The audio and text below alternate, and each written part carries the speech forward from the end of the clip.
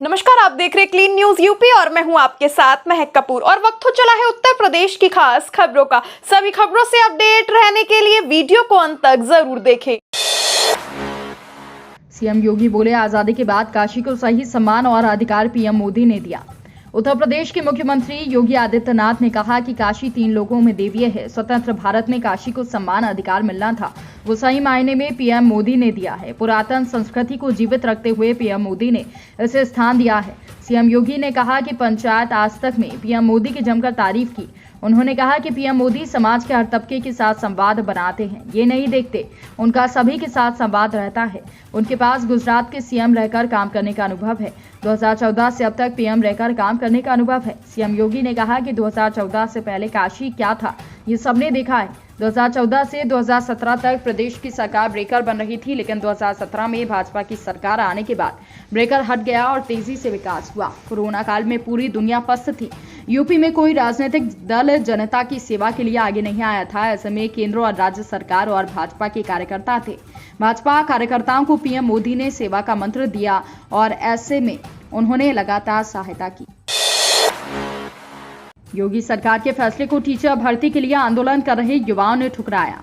आंदोलन कर रहे नौजवानों ने योगी सरकार के प्रस्ताव को ठुकरा दिया है। प्राथमिक शिक्षकों की भर्ती की मांग कर रहे कुछ लोगों ने सीएम योगी से मुलाकात की थी। इसके बाद बेसिक शिक्षा मंत्री ने बाकी बचे हुए 17,000 पदों पर शिक्षकों की भर्ती का ऐलान किया था। साथ ही सरकार की तरफ से वादा किया गया था कि पिछड़े कोटे से नौकरी देने में जो गड़बड़ी हुई है, उसके बदले 6,000 टीचरों को उसी कोटे से नौकरी दी जाएगी। लेकिन आपको बता दें कि लोगों ने देर शाम बेसिक शिक्षा मंत्री के प्रस्ताव को ठुकरा दिया है।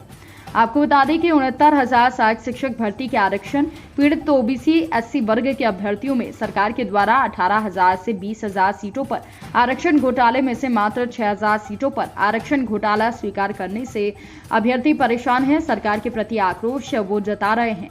उनका कहना है कि जब राष्ट्रीय पिछड़ा वर्ग आयोग ने 29 अप्रैल 2021 को इस भर्ती में आरक्षण घोटाले की रिपोर्ट बेसिक शिक्षा विभाग को सौंपी है, तो उस रिपोर्ट में पूरी तरीके से आरक्षित वर्ग की 18 से 20,000 सीटों पर आरक्षण घोटाला बताया गया है।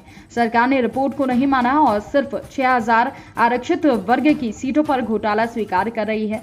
ऐसे में ये गलत है और सरकार को चाहिए कि गलत तरीके से चयन प्रक्रिया में शामिल हो गए अभ्यर्थियों को बाहर किया जाए। उत्तर प्रदेश सरकार ने खोला नौकरियों का पिटारा, 1.5 लाख पदों पर भर्ती का रास्ता साफ। यूपी सरकार ने बेरोजगार युवाओं के लिए नौकरी का पिटारा खोल दिया है। सरकार की ओर से 1.5 लाख से ज्यादा पदों पर भर्ती का रास्ता साफ कर दिया गया है।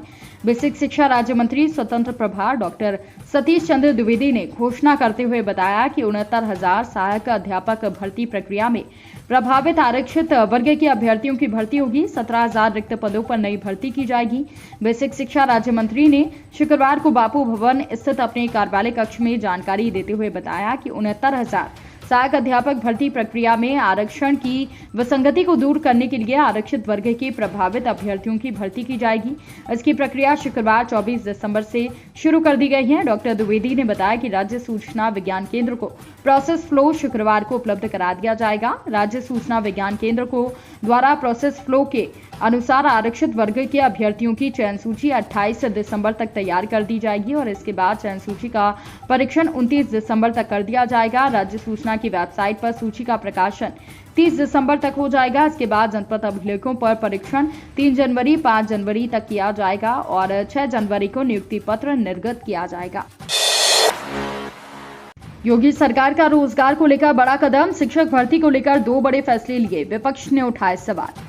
शिक्षक बनने की आस लगाए युवाओं के लिए अच्छी खबर है। चुनावी मौसम में योगी सरकार दनादन फैसले कर रही है।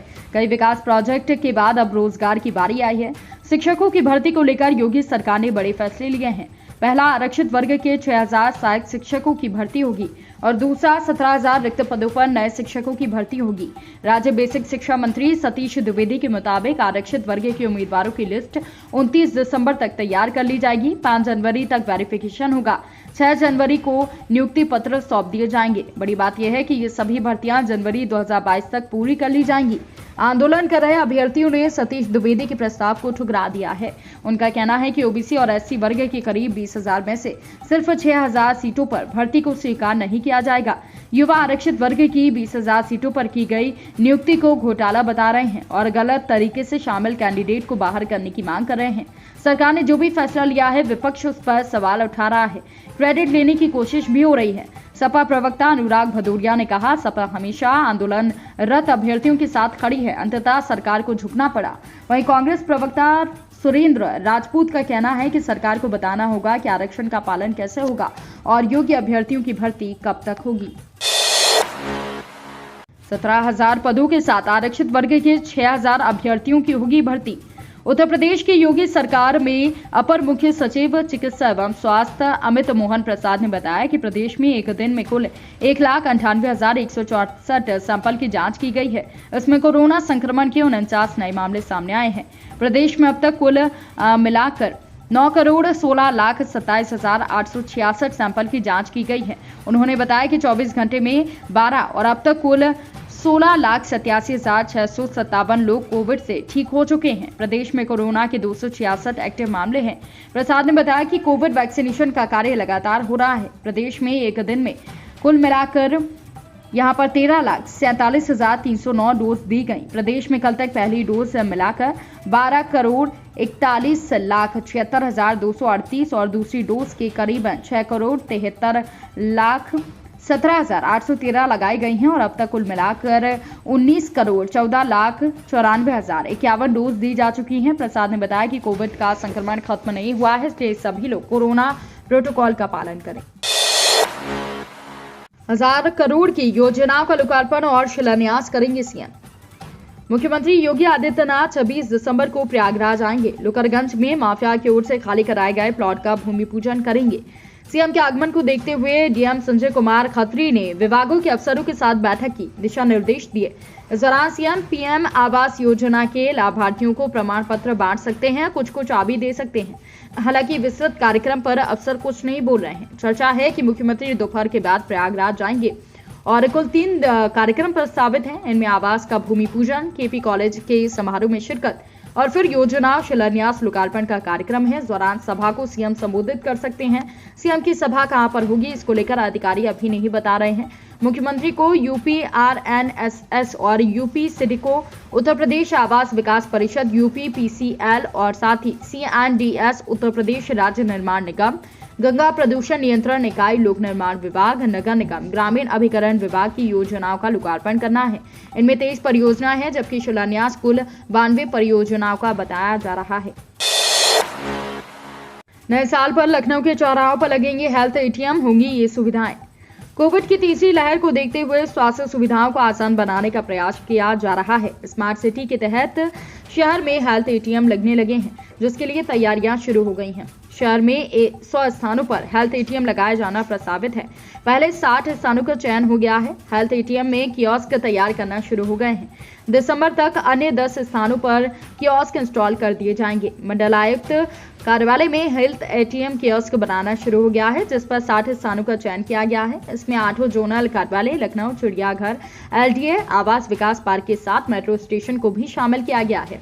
हेल्थ एटीएम में टेलीमेडिसिन के जरिए एसजीपीजीआई के विशेषज्ञ चिकित्सकों के इलाज के अलावा बीपी, शुगर, यूरिन और साथ ही अन्य 22 जांचें कराने की सुविधा मिलेगी। इनका शुल्क काफी मामूली होगा। नए साल में 60 हेल्थ एटीएम संचालित होंगे और स्वास्थ्य के प्रति लोगों को यहां पर सचेत किया जाएगा। इंदिरा नगर में तकरोही मार्केट, अरविंदो पार्क, लवकुश नगर, स्वर्ण जयंती पार्क, शक्ति नगर, ढाल, पॉलिटेक्निक चौराहा, कमता चौराहा, बीबीडी चिन्हट, टेढ़ी पुलिया, डंडैया बाजार, इंजीनियरिंग चौराहा और साथ ही Hazratganj market, Patrakarpura, Babuganj, royal hotel, Lalbatti चौराहा, रविंद्रालय और सिकंदराबाद चौराहा, Lohia park, registrar office, Lucknow चिड़ियाघर के आसपास ये हेल्थ कियोस्क लगाए जाएंगे।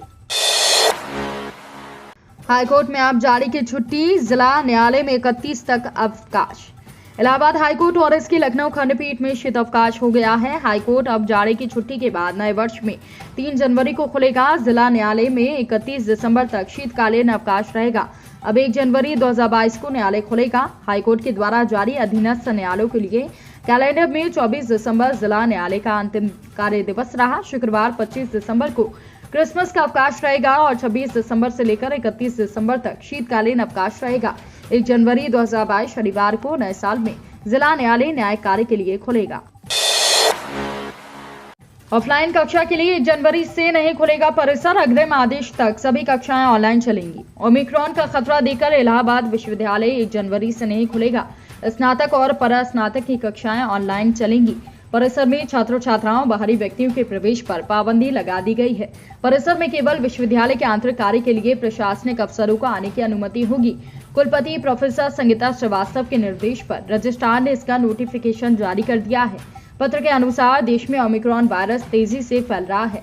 ऐसे में सतर्कता बरतने की सलाह देते हुए शिक्षकों कर्मचारियों के लिए निर्देश जारी किए गए हैं। सभी से कहा गया है कि 1 जनवरी से विश्वविद्यालय केवल आंतरिक कार्यों के लिए खुलेगा। अगले आदेश तक बाहरी लोगों के प्रवेश पर पाबंदी लगाते हुए छात्रों को ऑनलाइन कक्षाओं के लिए सुझाव दिया गया है। ऑनलाइन माध्यम से कक्षाएं लेने को कहा गया है। सभी विभागों के अध्यक्ष ने कहा है कि परिसर, दफ्तर, हॉस्टलों में नववर्ष 2022 को लेकर किसी तरह का आयोजन नहीं होगा। सभी शिक्षक और कर्मचारियों को वैक्सीन के दोनों डोज लेने का निर्देश दिया गया है। किसी की सेहत खराब हो तो रिपोर्टिंग अफसर को सूचना देकर अवकाश ले। 20 दिसंबर से लेकर 31 दिसंबर तक शीतावकाश घोषित कर दिया गया। इसके बाद 1 जनवरी से विश्वविद्यालय खुलना था। यूपी में बदल रहा है मौसम। 28 दिसंबर को बारिश के आसार। मौसम में हल्का बदलाव है। देश के उत्तर पश्चिम में दबाव का क्षेत्र बना हुआ है। इसके असर से पश्चिमी उत्तर प्रदेश सहित राजधानी लखनऊ में 28 दिसंबर को बारिश के आसार हैं। इस बदलाव के कारण बर्फीली पछुआ हवाएं धीमी पड़ी हैं। इससे राजधानी में ठंड से आंशिक रूप से राहत मिली है। शुक्रवार को न्यूनतम तापमान 8.7 डिग्री सेल्सियस रहा। अधिकतम तापमान 24.5 डिग्री सेल्सियस रिकॉर्ड किया गया। बीते एक सप्ताह से पछुआ हवाओं के कारण गलन बढ़ रही थी। रात का पारा 6.0 डिग्री सेल्सियस से नीचे जा रहा था। पश्चिम और निम्न दबाव का क्षेत्र बनने से हवा कमजोर पड़ी है। दूसरी ओर आसमान साफ है। इससे सूरज की गर्मी दिन के समय राहत दे रही है। मौसी स्थित मौसम केंद्र के अनुसार 24 घंटे में खास बदलाव होने के संकेत नहीं दिख रहे हैं। अधिकतम तापमान 24, न्यूनतम तापमान 8 डिग्री सेल्सियस के आसपास रह सकता है। सुबह शाम को हल्का कोहरा रहेगा। दिन में आसमान साफ रहेगा। ये थी दिन भर की 10 बड़ी और अहम खबरें। डेली ऐसी अपडेट रहने के लिए क्लीन न्यूज यूपी को सब्सक्राइब करना बिल्कुल ना भूलें। और साथ ही आप ये न्यूज कहां से देख रहे हैं हमें कमेंट करके जरूर बताएं और वीडियो को लाइक भी करें। धन्यवाद।